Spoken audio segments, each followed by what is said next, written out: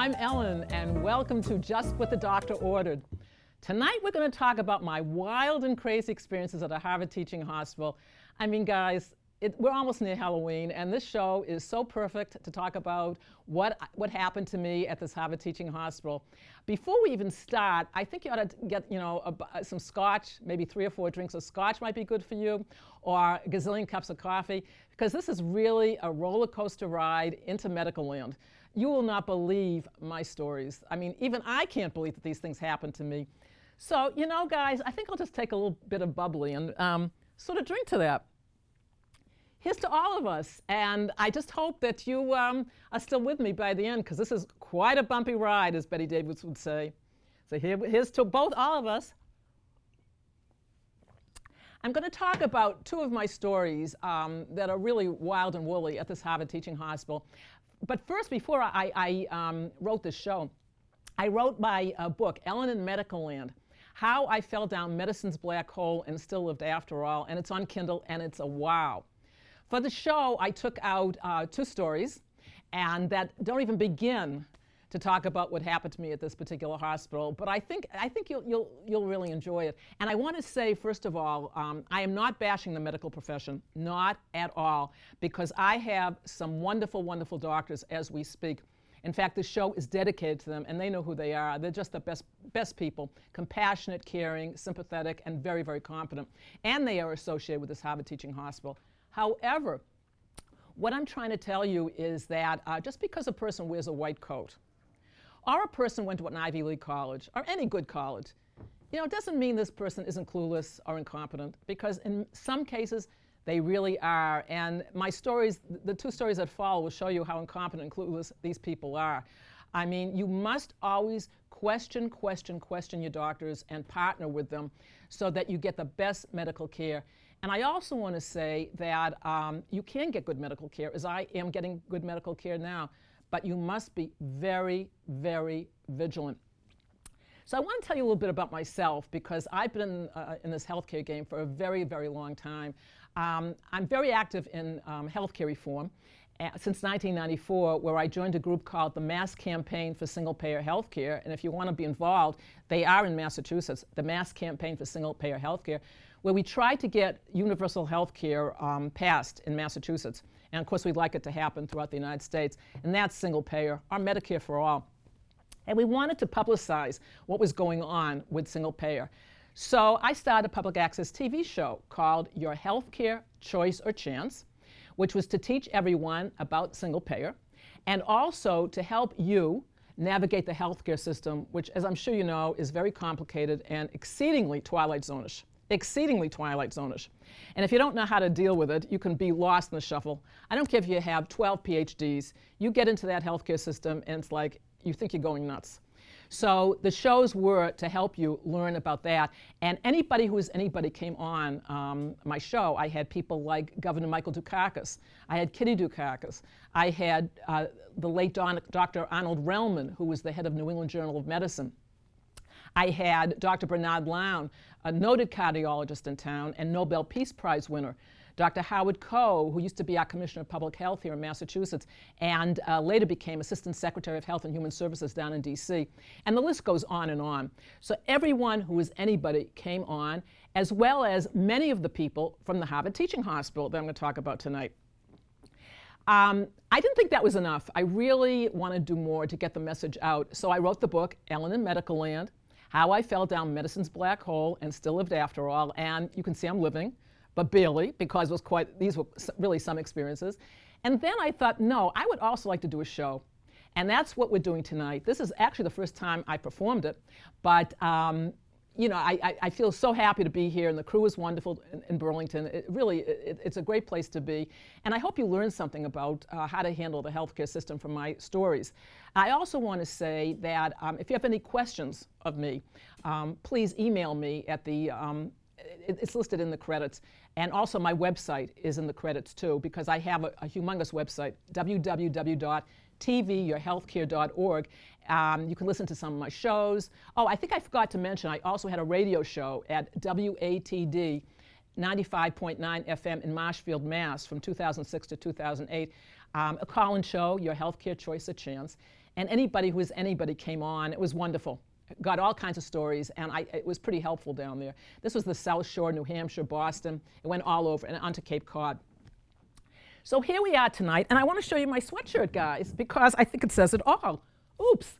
And I think you'll be saying oops all night as I tell you my story. So feel free. Feel free to say oops, because I certainly will be saying oops. Let me tell you, I was saying oops all the time during these situations, believe me. So I think I'll just have a little more bubbly, because it always makes me feel good, and you have some of yours too. And then I'm going to tell you my first story, which you will absolutely not believe. Here's to you guys, bottoms up, and I hope you enjoy my show. Okay, let's talk about finding a primary care physician. Is that one of the most exhausting, frustrating experiences of your life? Maybe not for you guys, but it certainly was for me. I tell you what it's like to me. It's like trying to find a husband. I mean, totally frustrating. Totally frustrating to find the right person, because first of all, you get referred or you get fixed up, you know, in a date or with a doctor. Then you dress up in proper attire. You want to look good for this new person, whether it's the date or the doctor. And then you go down and meet this person, or you have the date. And you make all kinds of small talk to see, you're checking each other out, you as well as the doctor. And you find out you really can't stand each other. I mean, let's face it, you really can't. So you move on to the next thing. Well, unfortunately, I had this experience in 1993 when my great Dr. Hank, he was our general practitioner, and he hated being called a primary care physician. He said, Ellen, please, I'm a general practitioner. He took care of my family for 30 years. He took care of my parents, my sister, her husband, me. I mean, he was part of the family. And suddenly he retired because, as he said to me, Ellen, I can't deal with the system anymore. I'm done. So now, I just want to talk a little bit about Hank, because I think it will show you how the dark ages this was. First of all, if I wasn't feeling well, I could call him up, and his secretary would put him right through, and I would tell him what was wrong, and he would say, Ellen, come on right down. Come on down, no problem. So I'd go down, and of course I would be fine. Also, when I was 19, I had lobar pneumonia and very, very sick, up to 105 degrees temperature. Hank came to my house. He checked me out. I mean, talk about the dark ages of medicine. This was really, really something.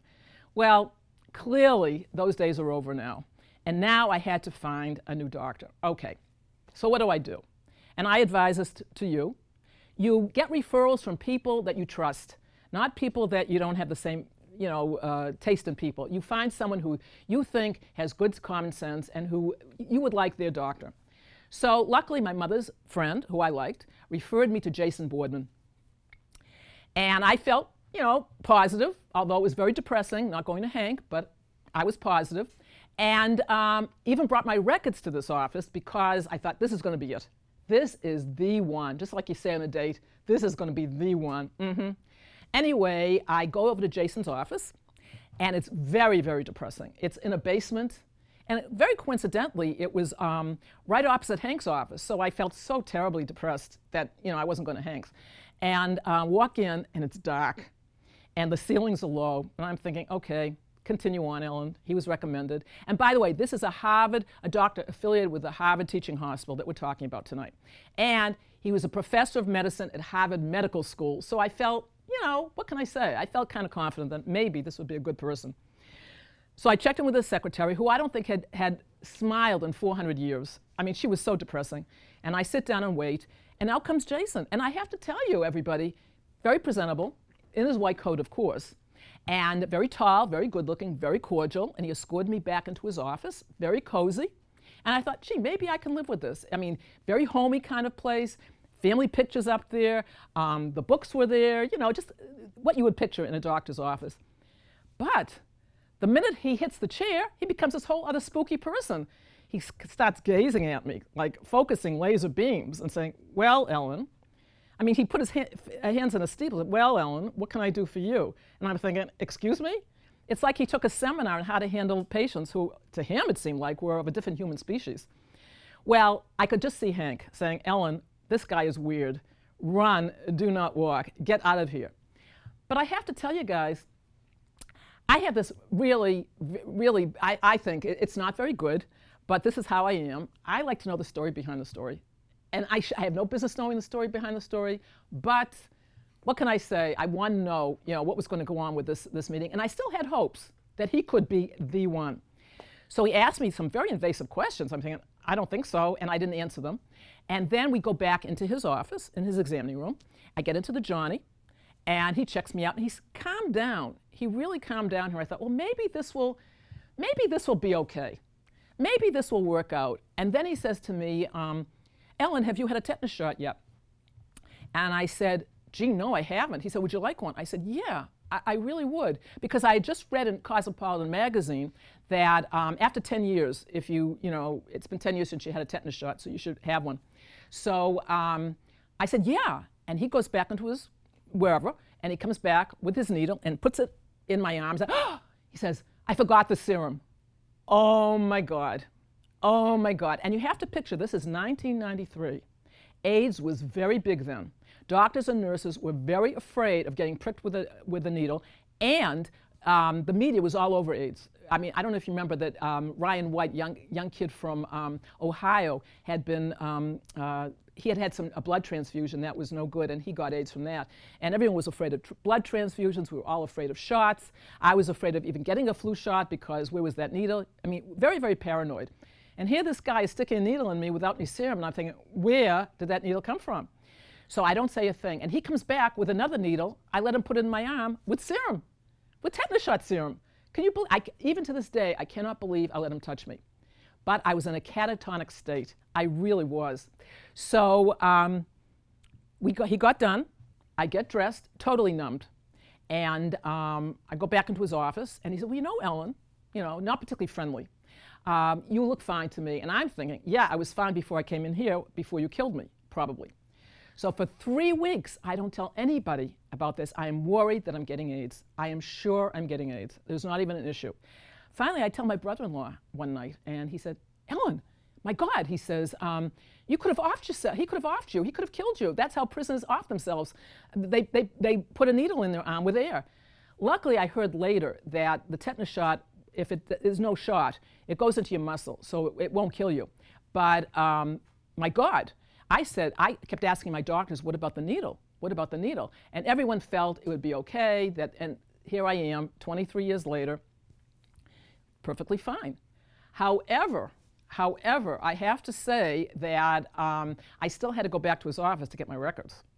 And I did not want to go back, not in the least. I didn't want to set foot in this guy's office ever again, but I had to go back and get my records. So I called, and I asked them to have my records ready for me, and I go in, and there he is, sitting in the reception area, and all his patients are sitting behind him.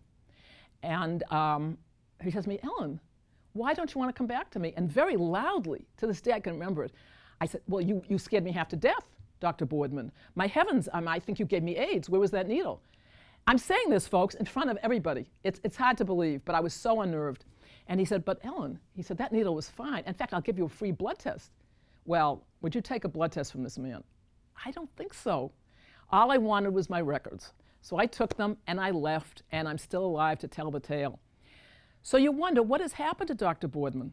Well, folks, Dr. Boardman is a concierge doctor in Brookline, very fine practice, making $1 gazillion, and still affiliated with the Harvard Teaching Hospital and Harvard Medical School, and I'm sure living a very fine life. I did not report him, and I would never do that again. I mean, I really recommend he should have been reported to the Massachusetts Board of Registration in Medicine, because what he did to me, scaring me so, should never, ever happen to a patient. You must always stand up for yourself, and from then on I always did. But it was the first doctor I saw after Hank, and certainly with Hank I never had these problems. So I say to you, always report these people. It's one way to feel liberated and not to be victimized. So with that, folks, that is my first story. I'm going to have a little more bubbly. I hope you'll join me.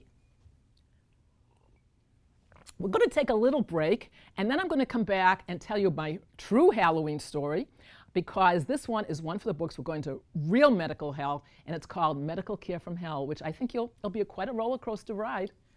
See you soon.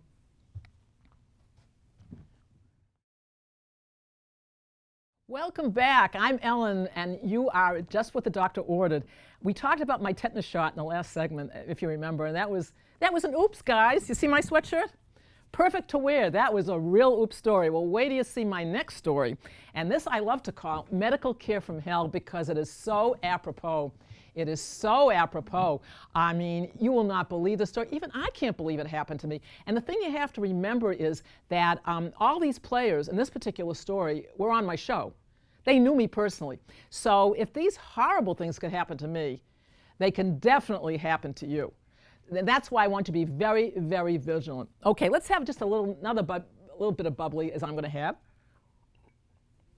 And get on with this unbelievable story. And you will be laughing with tears in your eyes.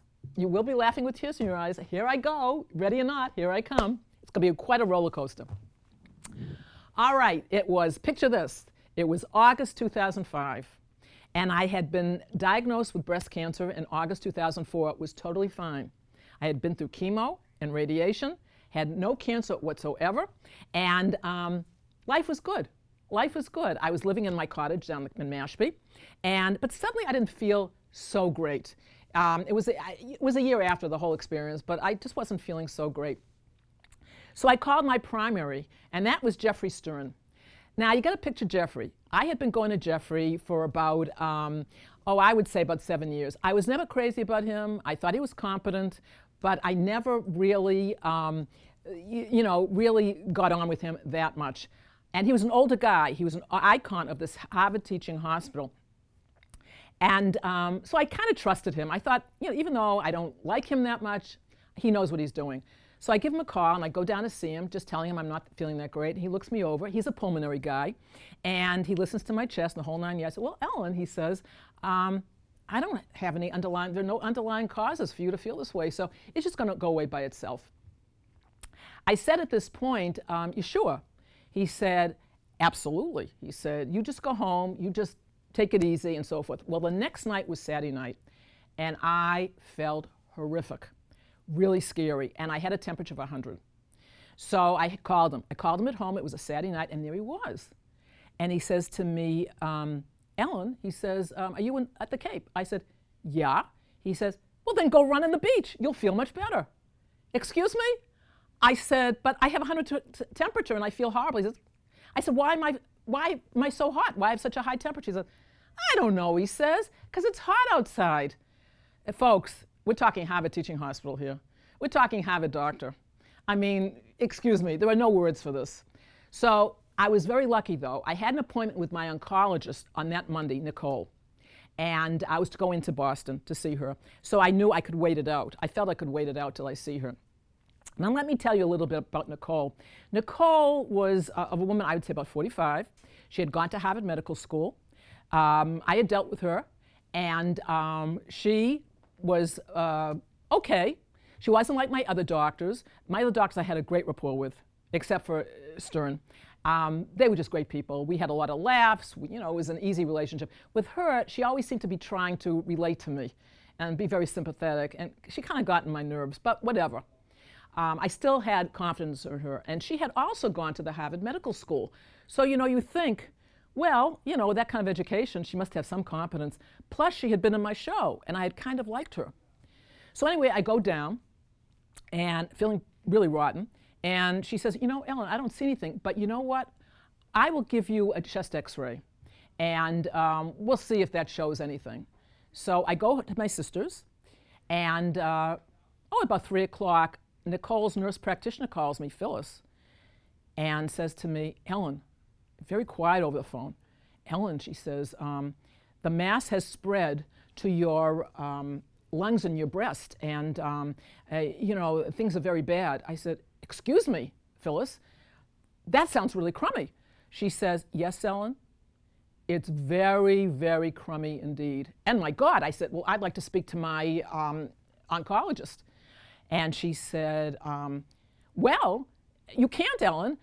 Nicole has gone home for the day. Folks, we're talking Harvard Teaching Hospital here. We're talking Harvard Med School educated doctor, and she's gone home for the day when one of her patients is practically dying. So I said, well, I want to speak to her. Well, Nicole later did call me, And I said to her, I don't like the way you've told me this horrible news. I mean, it's terrible. She says, Ellen, she says, Phyllis was great to you. And she was very cold indeed, and no sympathy at all. And what I want is for you to come in tomorrow to have an exam. I want to see how bad it is. Oh my God. So I called my family around me, and we're all devastated. I mean, it looks like my time is up. Well, before I go on to the rest of the story, guys, do I look dead to you? Do I look the least bit sick to you, folks? Keep that in mind. Keep that in mind. So, and you have to bear in mind, we feel like our family is being decimated inch by inch because my mother had just died 20 months before. And here I'm going. I mean, excuse me, we're all so upset.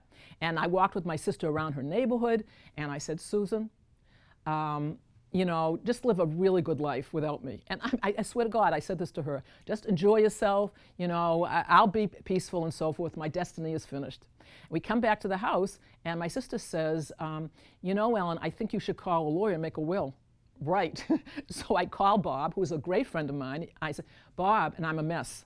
I'm totally devastated. My life is going before me. I won't be in this earth, probably within, God, 6 months. If I'm lucky, I'll be gone. And I called Bob, very agitated, and I said, Bob, I'm dying, and I think you have to write me a will. Well, he was a friend, as well as my attorney, and so he goes, right over the phone.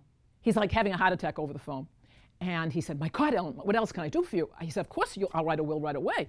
I said, well, you know, it's over, Bob. From what I can tell, it's really over. And so then my sister said, also call friends and family. Because the thing you have to remember, folks, is that when a doctor gives you bad news, or any news at all, he or she is not just telling you. He's telling a whole network of people that love you. It's your family, it's your friends, it's so many people. So many people are devastated by bad news. Anyway, I did call my family and friends, and as you can imagine, they were heartbroken. Gee, Ellen, you look so great, though, and you sound so energetic. Right, and I was as energetic then as I am now.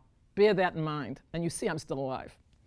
Anyway, then we went out, my family and I went out for dinner, and my nephew, who was at UMass Medical School, first year at that time, came in. He was totally devastated. He thought he was having a heart attack, and he was taking cardiology classes at that time. And never had a problem, obviously, and said, Aunt Ellen, I know I'm having a heart attack, so if I really go, you call this number. I said, okay. But he lived to tell the tale, and he's okay.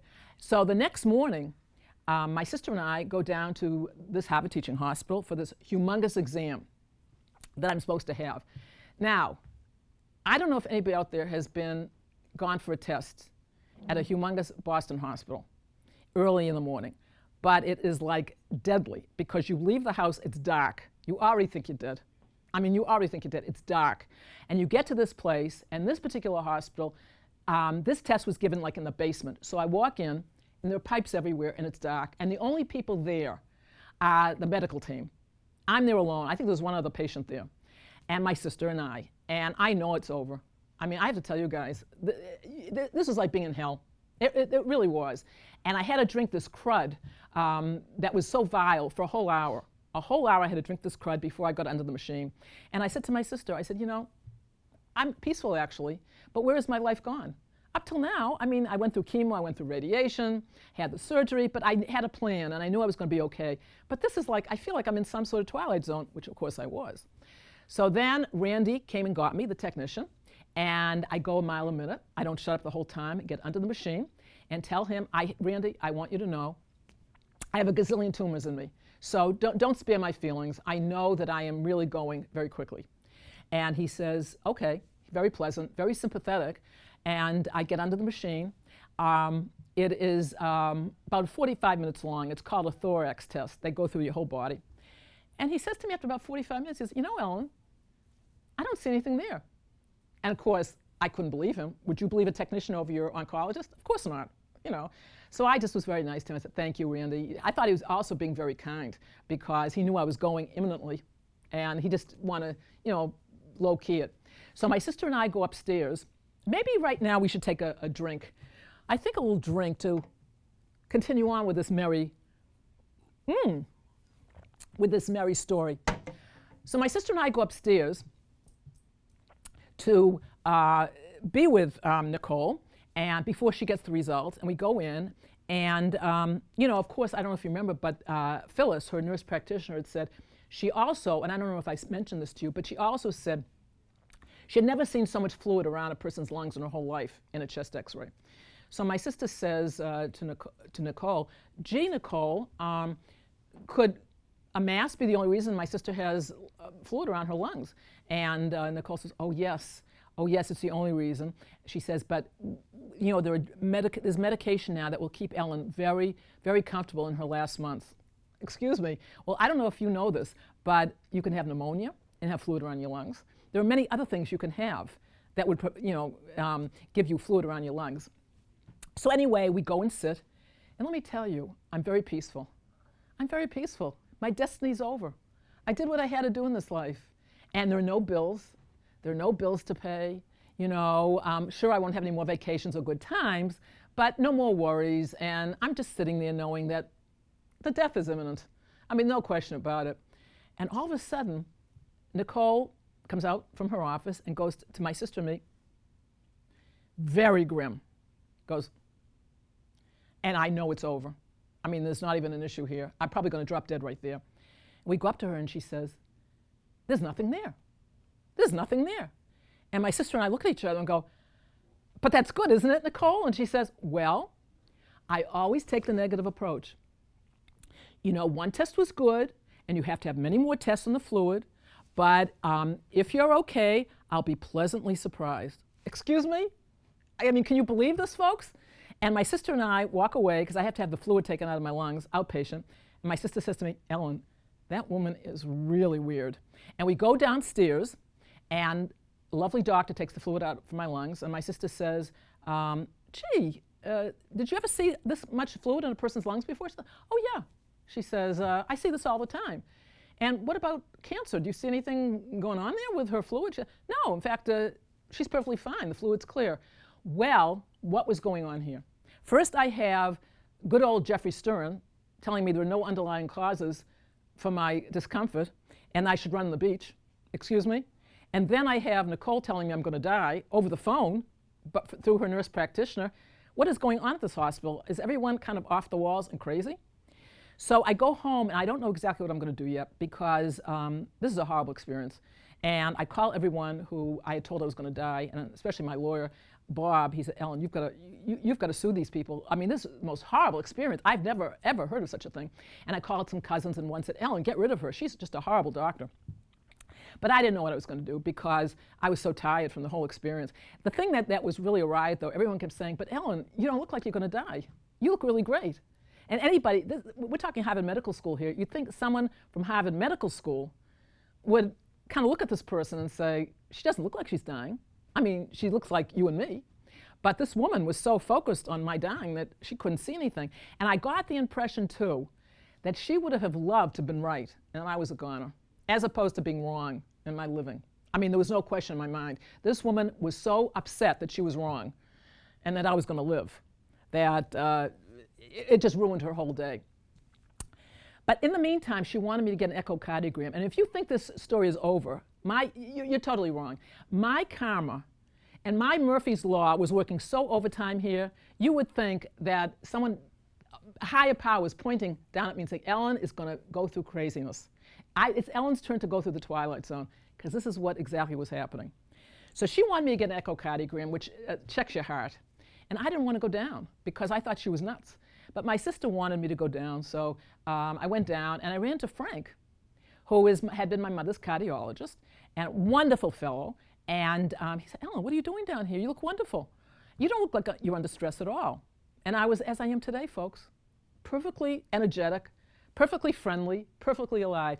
I said, well, I told him the story. He says, well, I'm not surprised about Nicole, because everyone in the hospital knows she is spread much too thin. Excuse me? And they're letting her loose in patients? I don't think so. So I take the echocardiogram, and I go home, and I'm planning to come back down the Cape. And I'm in my car, and I get this phone call on my cell phone, and it's Nicole. Crazy. Absolutely off the walls. Ellen, where are you? We just got your echo back, and it's very, very bad. You have to run to the ER. It's horrible. I said, wait a minute. I mean, don't forget, this woman told me I was going to die, from a mass before.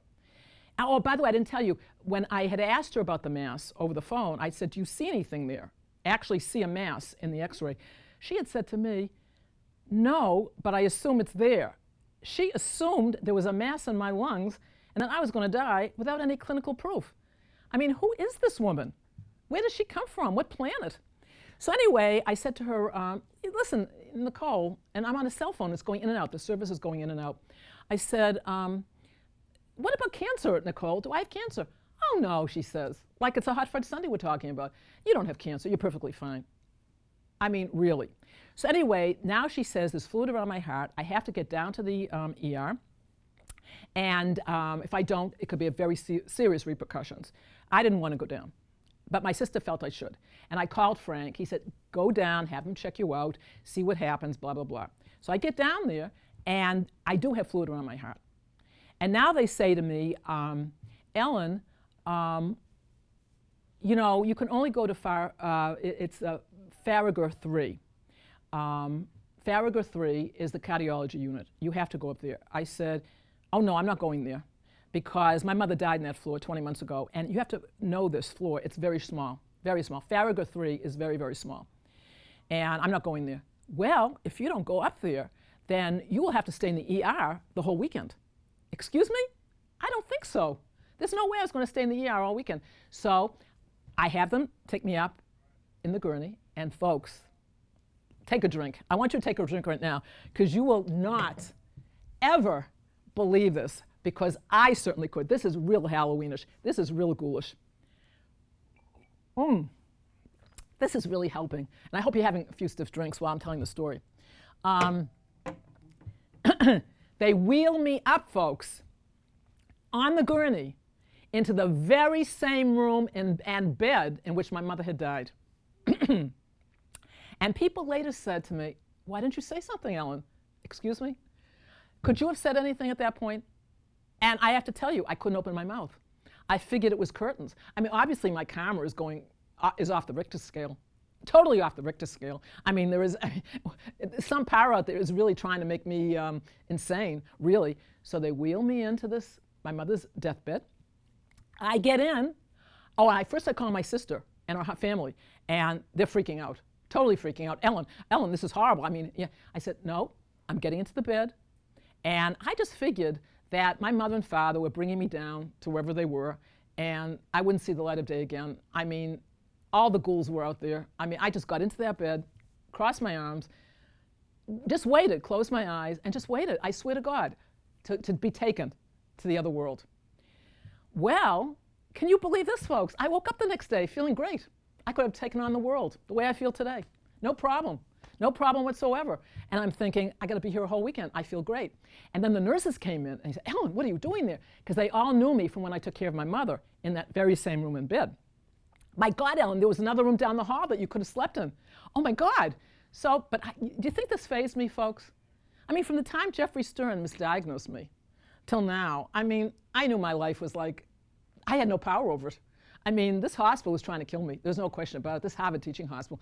Obviously, they were really trying to get rid of me. And I'm just going along with it now. If this is my destiny, okay. So they moved me into this other room. And the cardiologist comes in, the friend of Frank's. And he says, Ellen, my heavens. He says, you look so wonderful. What are you doing here? He says, you're a really mystery patient. Because I'm moving and grooving, and I'm watching TV, and I'm dancing to the TV. He said, listen, Ellen, when you get well, I would like you to come and to my office, because I'd really like to talk with you and find out what was going on with you. Very lovely. And oh, just a sidetrack too, I want to mention, the reason for the fluid around my lungs was that they were side effects. It was a side effect of the chemo and radiation, which you should always bear in mind when you have to go through anything like that. You do get side effects. And that's what the fluid was. So, and I still had some. She only took out a little bit. So now, it's the weekend. Have you ever been in a hospital on a weekend? Oh, they call it a skeleton crew for a reason, because it's really ghoulish. There is no one there. There is no one there except the skeleton crew. And I'm feeling great. I want to go home, but they want me there. So I'm walking up and down the corridors, and I'm talking to whoever's alive. I mean, you know, in cardiology, you get a lot of dead people, practically dead people. And I'm talking to the nurses, and I don't shut up. And my family comes to see me, but they're freaking out. Finally, Monday morning comes, and up comes Nicole, just pleasant as you please, without her white coat, though. And I felt that that white coat really gave her a kind of feeling of, you know, superiority and whatever, but she didn't have that white coat. So she must have run from her car to my room. And I say to her when she comes in, you're not my doctor anymore, Nicole, so I'd like you to leave. Well, she says, Ellen, she says, what, did anything else happen over the weekend? As my friend said, is she on another planet? I mean, what is with this woman? I said, no, Nicole, this whole week was enough, really. And you have to bear in mind, I'm in that hospital room because of my heart. My blood pressure was going up so high. My heart was beating so fast because I had to fire her. I can't even begin to tell you. Okay, so she leaves, and in comes my surgeon, great guy, and he knows I'm firing her, and he gets me another oncologist, one of his best friends, and that went over very smoothly, and he couldn't believe what was going on with me. And then Dan, the CEO of the hospital, comes in to visit with me, and I thought we were friends. He had been in my show. But he could have cared less. The only time that he got really upset when he realized she had broken the HIPAA law. When did she break the HIPAA law? When she called my sister right after she left my room to say that she didn't understand what happened, that she loves me and she wants to meet at Starbucks to discuss this whole problem. And the HIPAA Act says, of 1996, says that no physician can call your family or friends without your authorization, and she just did that. That's when Dan perked up. And at that point, I realized this guy was not my friend, that this guy would not want to help me, and so there's more about that in the next segment. But I'm going to continue with this because there's still more. So before I continue, a little more bubbly. And now we come to another great part. Another great part, folks, that you will say, could this really be happening? Frank comes in. Frank comes in with his team, the cardiologist, and says to me that they're very concerned about the fluid around my heart, and that they're going to put a camera down my throat to see what's going on down there. Now, excuse me, folks. I mean, am I going to let them put a camera down my throat to look at my heart? There's no way in hell. I mean, there's not even a chance that these Harvard doctors are going to have a chance to kill me further. I mean, I'm practically dead as it is, not mentally, not physically. And I'm not going to have them finish the job. So I say to them, well, gee, Frank, what if you just do another echo? It's not invasive. I mean, couldn't you get the same information as before? He said, you know, Ellen, that is brilliant. Can I say something to you folks? We're talking Harvard here. We're talking Harvard Teaching Hospital. We're talking Harvard Medical School, and they don't even think of this. Excuse me. I mean, really, I can't believe I didn't run out right then, but I didn't. So, you know, to go home. So anyway, they come in with the echo, and they do it, but he still feels, Frank still feels, and he's a really great guy, he still feels that I do need the surgery. So they wheel me up in the gurney, and I can't believe my life. I mean, a week ago I was fine.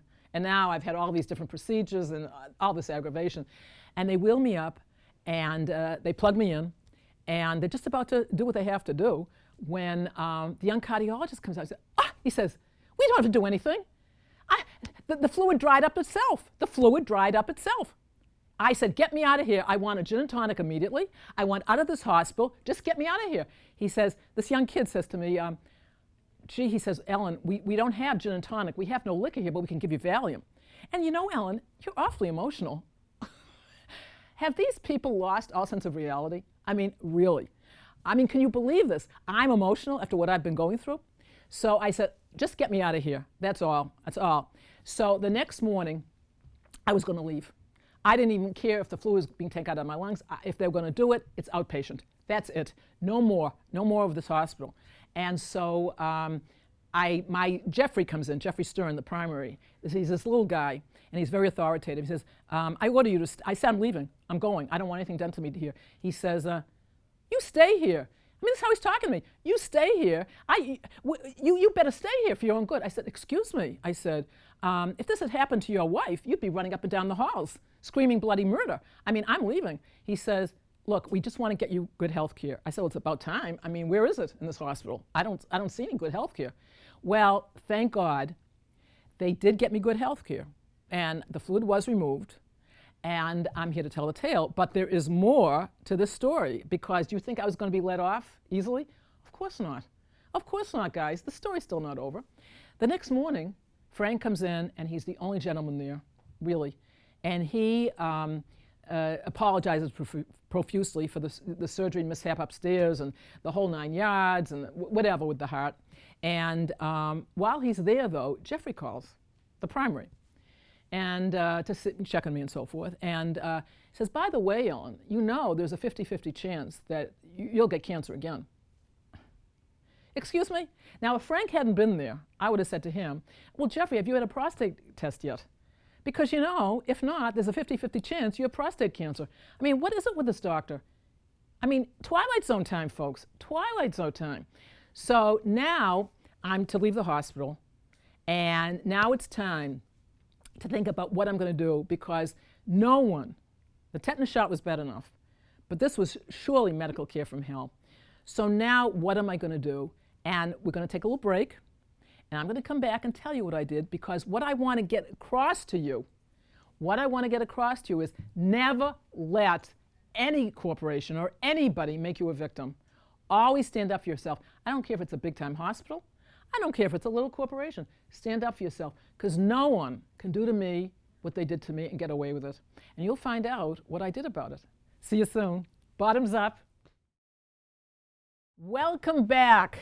I'm Ellen, as you know, and you are at Just What the Doctor Ordered, and you probably saw heard my story that is unbelievable at this Harvard teaching hospital, how I was told over the phone I was going to die by a nurse practitioner, and how I was totally misdiagnosed by my primary care physician. So, you know, the thing that really you have to remember, no patient should have to take something like this. This is not business as usual at all. No one should be treated like this. This is fantasy. This is Twilight Zone time. So what did I do about it? Well, I thought about it, and I did not want money out of this. Because I had had great experiences at this Harvard teaching hospital in the past, certainly when Hank was alive, had wonderful experiences. And my mother basically had good experiences, although there were problems there too that I had to clear up. But I just want to let them know what had happened, that's all, and have them make sure that this never happened again to anybody else.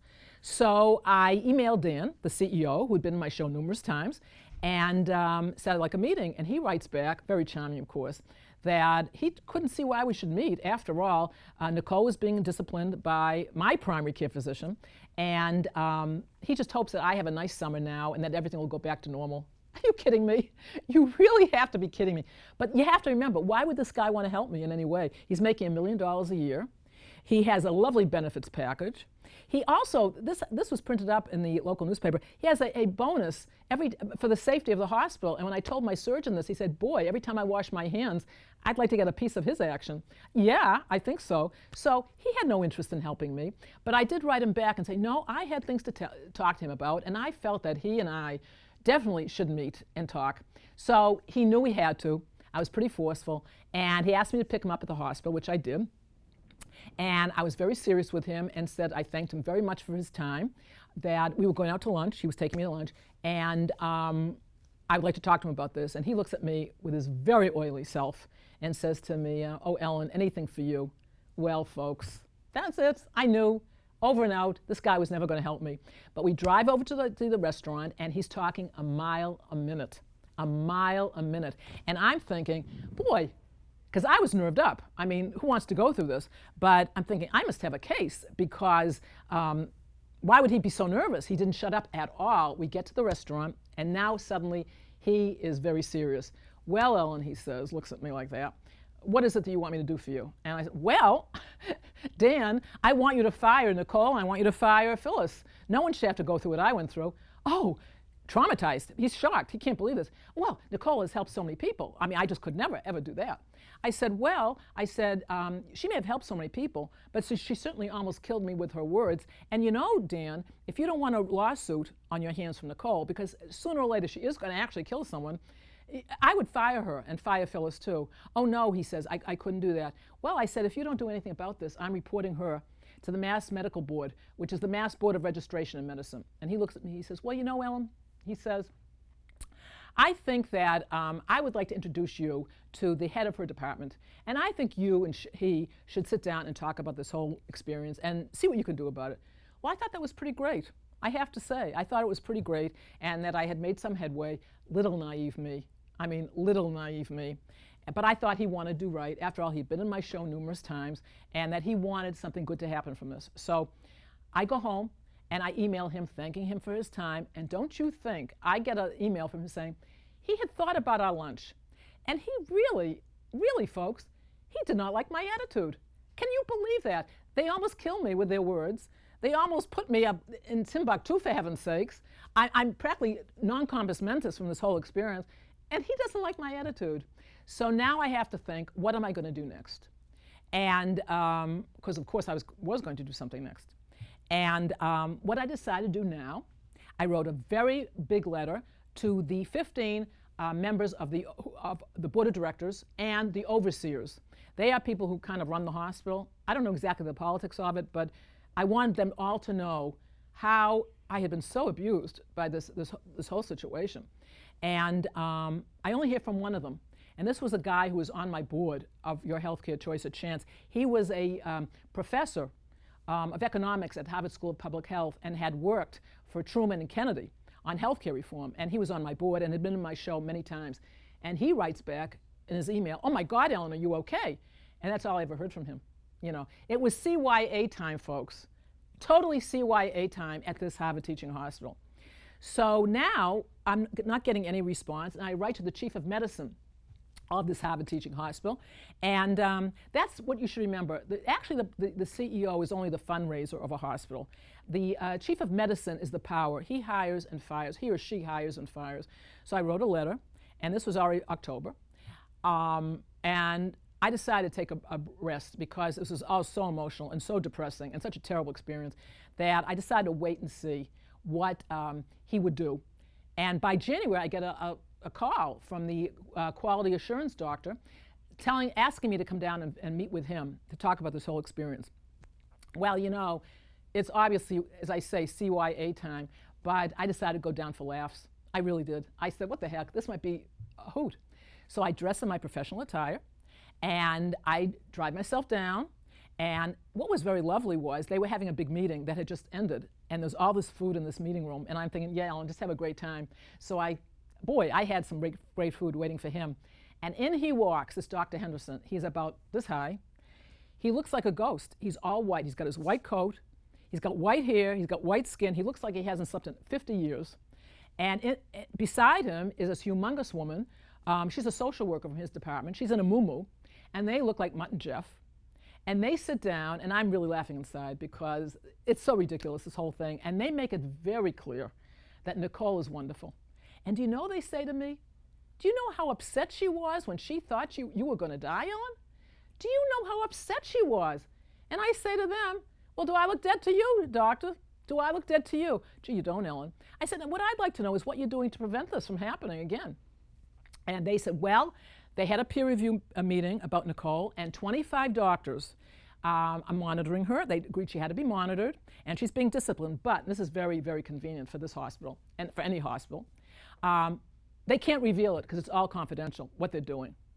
And I thought, great. And I could see I was getting nowhere, absolutely nowhere fast. So I ended the meeting and went home and decided to just sort of take it easy on this. I'd done not all I could, but I just needed a break because it was all so depressing. And don't forget, I just gotten over cancer, and that itself was a very, very emotional experience. So now I'm kind of relaxing. I'm living in the Cape. And one day I'm in Barnes & Noble in the Hyannis Mall, and I'm just perusing the Best Doctors of Boston issue of Boston Magazine. Lo and behold, whose picture do I see? I see Nicole's under Best Doctors, Best Oncologist. And I'm thinking, no, that couldn't be her. Could not be her. Yes, that's Nicole. And they're saying she's one of the best doctors in Boston. Oh my God, I almost had a heart attack. I just been to see Dr. Henderson, who said she's being disciplined. Well, folks, if that's disciplining, when you're a doctor, I want to be a doctor. That's what disciplining is, being honored as the best doctor in Boston. Oh my God, how fantastic is that? You can do anything you want with impunity, and you're honored as the best doctor in Boston. Oh my God. So now I was mad. I was really mad. And I decided that I was really going to take action. I mean, there was no messing around anymore. These guys were playing me for a fool. And one thing I'm not is a fool. And so now this is what I did. And I say to you folks, don't take anything like this lying down, because what it does to you inside, it makes you so depressed. But once you empower yourself, it's so liberating. And I have some good news for you. Good things start to happen. What did I do first? Well, first I called the lawyers, the malpractice attorneys. I was going to sue. I didn't want to sue at the beginning, not at all. But I really had to find out. This was no good, because they were working a contingency fee. Well, what I was told, and I'm sure this is no surprise to you, you have to be either dead or a vegetable to collect any money from a doctor or a hospital. You really do. And one malpractice attorney said to me, Ellen, how do you feel? I said, well, physically, I'm okay. I said, but certainly mentally, I'm a mess. I'm a total mess from this whole experience. He said, well, I got to tell you something, Ellen. You're not going to get 1 cent. You're not going to get 1 cent. And I called 3 more people about this. And same story. So now there's that. And I'm moving on, because I know there has to be recourse. Then I called the risk management company of her. I was told by a malpractice attorney that many times risk management companies will fight for you and get money from the doctor who harmed you. I was really amazed, because they don't want to pay out. But I did tell them the story. And at the same time, I reported her to the Mass Medical Board of Registration in Medicine. And there are 4 things that can happen. A, they can ignore your complaint. That can happen all the time. Secondly, they can set a file on her. Thirdly, they can monitor her. And fourthly, they can take away her license. Well, I knew number 4 would never happen. I didn't think number 3 would happen. But I did think there was a good chance of their setting up a file on her. And so I filled out all the forms, and they're gigantic. It takes a lot of time, which is meant to discourage anybody from doing this. But I was so angry. And I get a letter from them, her rebuttal on all this. She claims I lied about everything. She claims I lied about everything. And we can see what kind of person this is. This woman has lost all humanity. And you know, folks, all she had to do was ever apologize to me. That's all she ever had to do. That's all Dan ever had to do, was apologize to me. But no, their egos were so huge, and they felt so superior to little lowly patient, Ellen, that they could harm me with impunity. No problem. So anyway, I called the Mass Medical Board, and they said, well, if you disagree with this, you just rebut her. So I did, and lo and behold, they set up a file on her, which, of course, is just a slap on the wrist. That's all, and it did not satisfy me. Then I get a letter from the risk management company, and they say she acted according to good standards of medicine. Excuse me? And I told my surgeon that. I said, apparently there's no standards in medicine at all. You can hurt a person with impunity. I mean, you can just go about your business if you're a doctor and just hurt anybody, and no one's going to slap you down. And he really did feel terrible, but there it was. So now I decided to take a good long rest, go back to my life. But there's a happy ending, folks. There's a happy ending. Just here, have some more scotch, because I'm sure this is wearing you out. Can you imagine living through this? Can you imagine living through this, how worn out I was?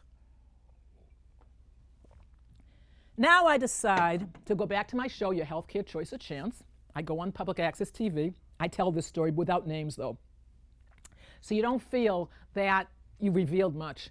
But I am trying to build up my life again, because I felt like my whole life was upended from the time I was told I was going to die. And then I start a radio show called Your Healthcare Choice or Chance out of Marshfield. And I build up a very big following. And we tell our stories and so forth. And I became very friendly with the lawyer, Mike, at the station, who also had a show. And we became very friendly, and I told him my story. He said, Ellen, why aren't you telling the story on the radio with naming names?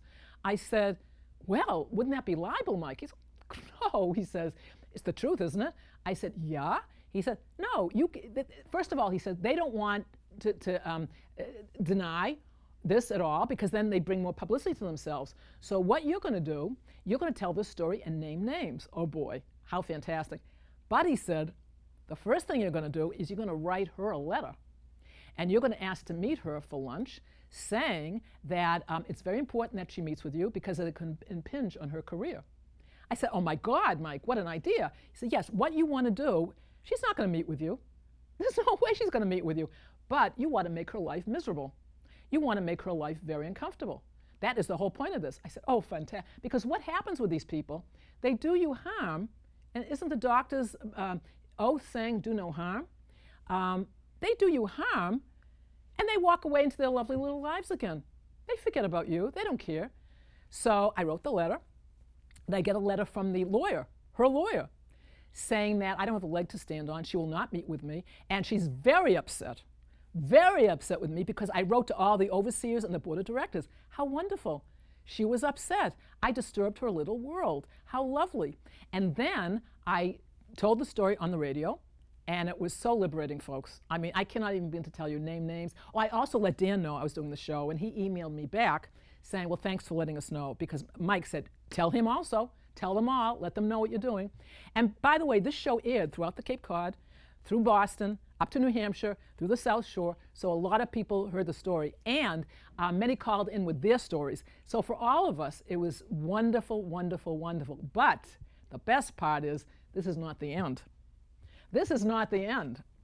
Okay, here's to the end. 5 years goes by. This happened around 2007, where I did the radio show. 2010, so it's about 3 years, 5 years since the incident.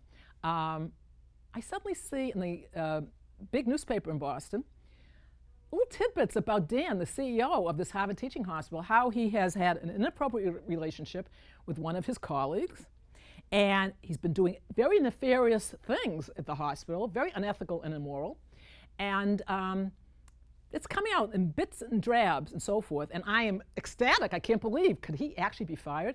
And it goes on all year, both major papers about him. His board sticks with him. They still defend him. And this goes on for a year. But lo and behold, folks, lo and behold, in January of 2011, he was kicked out. He is gonzo. He is gone. He doesn't have a job. And my God, do you know how I felt? Now, I didn't get him fired. But my story was one of the things that got him fired. I'm sure he had a file way up to yin yang. People hated him over there. And my little story just added fuel to the fire. And I have to tell you, folks, that the night that this happened, I celebrated like you. I was ecstatic. I was beyond belief, beyond ecstatic. Because everyone kept saying, he'll never leave. They'll never get rid of him. The Old Boys Network in Boston? No way this guy's going to lose his job. Well, he did. And to this day, he is not employed. Of course, he got a nice benefits package, but he got divorced, so I'm sure he had to give her a lot.